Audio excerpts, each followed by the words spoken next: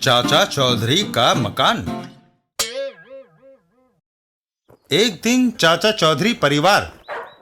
तुम मुझे कभी शादी में लेकर नहीं गए, आज मैं पहली बार उसमें शामिल हो रही हूँ। दूसरी बार बिनी, पहली बार तुम अपनी शादी में शामिल हुई थी।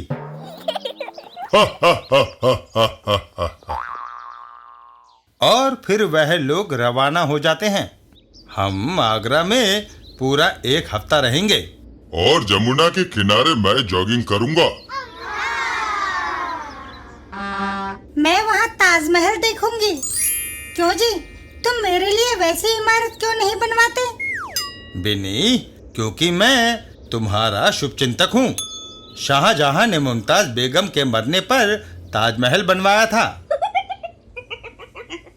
दो ठग, होतो और जकालो।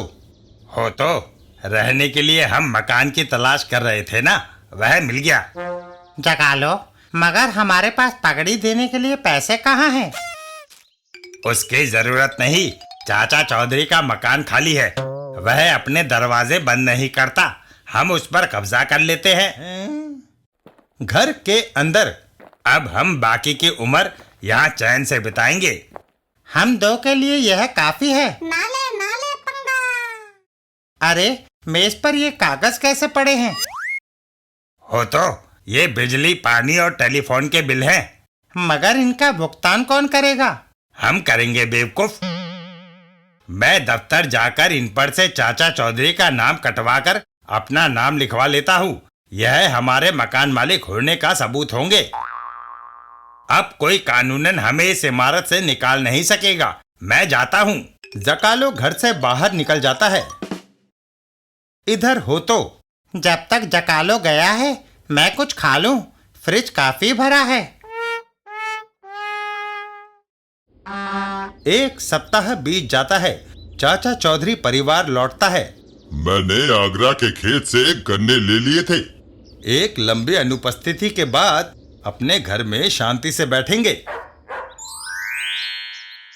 घर के दरवाजे पर, कहाँ घुसे चले आते हो?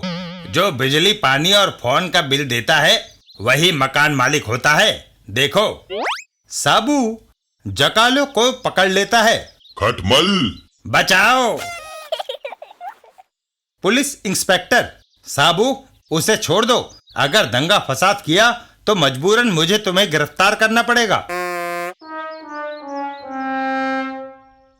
हो, जीत हमारी हुई।